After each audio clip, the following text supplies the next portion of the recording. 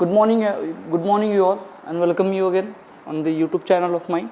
आज डिस्कस करेंगे exam ticks के बारे में। लास्ट की जो एग्ज़ाम की टिक्स जो दे सकता हूँ आपको, दैट इज़ कि जो एग्ज़ाम के लिए ज़रूरी होगी मेरे हिसाब से, that having that mindset matters the most.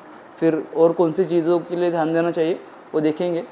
अभी 2 दिनों में एग्ज़ाम है तो क्या कर सकते हो, तो उसमें ध्यान देना ज़रूरी है। First thing, the most important, that is you have to carry your all stuff. जो आपका पूरा जो स्टफ़ है, स्टफ़ के बारे में बोलूँगा तो फिर उसके अंदर भी क्या आएगा, उन्होंने नहीं बोला है फिर भी आप 2 फ़ोटो कैरी करो। फ़ोटो को देखो, दो फ़ोटो देखो, फिर उसकी आधार कार्ड की जेरॉक्स कॉपी रखो, आधार कार्ड की आईडी रखो आपके पास, और बाद में एक अच्छा पेन रखो जो ब्लैक और ब्लू हो सकता है, बॉल पेन यूज़ करना। इन चीज़ों को आप देख सकते हो। फिर बाद में जो रहेगा, क्योंकि अभी वी नो समर डेज आ चुके हैं तो उसमें धूप ज़्यादा हो रही है, अभी गर्मियाँ आ गई है, तो खुद को डिहाइड्रेट रखना सबसे इम्पोर्टेंट चीज़ है कि आप बीच में पानी पीना ज़रूरी है। और साथ में वाटर बॉटल के साथ में आप थोड़ा सा नाश्ता भी कर सकते हो, 1-2 केले खा लो। दैट इज़ वो आपको इलेक्ट्रॉल्स जो एनर्जी देंगे वो आपको हेल्प करेंगे कॉन्सेंट्रेट करने में एग्ज़ाम के लिए। That is the thing you have to keep in your mind.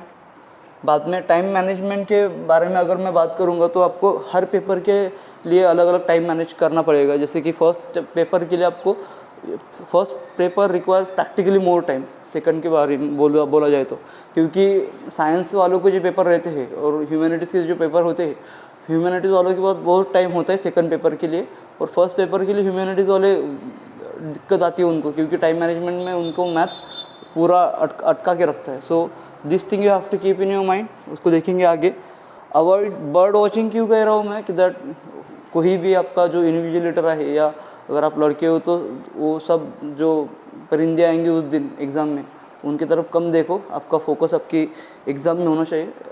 I know कि दिस थिंग्स जो कम बात करती है इस पे लोग, पर दिस मैटर्स अलॉट, बिकॉज आपका जो माइंडसेट है वो आपका होना चाहिए कि that you are going for examination, और आप किसी को देखने के लिए नहीं जा रहे। It is same to the girls also, ये दोनों के लिए काम करेगा। बस keep this thing in mind और डू नॉट पैनिक। मैं यही क्यों बोल रहा हूँ, क्योंकि हर बंदे को यही लगता है कि जो भी कोई पढ़ता है, even I have also feel the same thing. जब भी आप एग्ज़ाम के लिए जाते हो आपको ऐसा लगता है कि मैं सब कुछ भूल चुका हूँ, और ये सब लोगों के लिए सेम होता है। तो इट इज़ नॉट समथिंग कि आपको कुछ भी याद नहीं, but eventually when you will read the question you will get the answer correctly. So आप उसमें पैनिक मत होइए, एक नेचुरल प्रोसेस है, उसको एंजॉय कीजिए। आप आपका फोकस पेपर पे रखिए। आप माइंडसेट के इस बारे में जो बात कर रहा था मैं, that is very important thing. First paper में जो आपके क्वेश्चन आते हैं, फर्स्ट ये तीनों में, दोनों में भी होगा। फर्स्ट क्वेश्चन में पेपर में जो क्वेश्चन आएंगे 20% क्वेश्चन विल बी ईजी, जो आप उसको उनको आराम से आप उसको क्लियर कर सकते हो। अगर फर्स्ट में अगर बोला जाए तो 10 क्वेश्चन तो बहुत ईजी रहते हैं, बट इसमें मैं फर्स्ट पेपर में थोड़ा और जाऊँगा। यहाँ पे कम से come first paper out of 50 की बात कर रहे हैं तो 15 क्वेश्चन जो आपके रहेंगे वो ईजी वाले होंगे। फिर उसके बाद में जो 10 क्वेश्चन है, इसमें भी एक प्लस पॉइंट होगा। जिसका मैथ अच्छा है उसके लिए ये 20 क्वेश्चन, जो 10 क्वेश्चन 15 क्वेश्चन थे वो 20 हो जाएगी, 5 उनके मैथ्स के इंक्लूड कर लो तो 20 क्वेश्चन तो आपके अप्रोक्सीमेटली करेक्ट आ रही है। फिर बाद में जो 10 आ रहे हैं वो मॉडरेट जाएंगे। फिर बाद में जो बचे वाले 25 तो वो हार्ड में उसको काउंट पकड़ लो कि ये 25, और बाद में जो 25 बचेंगे वो हार्ड रहेंगे। तो उसके अंदर के फिर तुक्के से भी किया जाता है। फिर तुक्कों को भी अपन को एलिमिनेट करना है। एलिमिनेशन मेथड से आप जाओगे तो ईजी रहेगा। ये चीज़ें आपके लिए फिर ईजी बन जाएंगी 10, और बाद में जो बचा होगा फिर उसमें से 20 क्वेश्चन उनको आपको हार्ड रहेंगे। जैसे कि आप देख सकते हैं इन चीज़ों के बारे में कि चीज़ें जैसी दिखती है वैसी नहीं होती, बस आपको आपका पॉइंट ऑफ व्यू चेंज करना पड़ता है।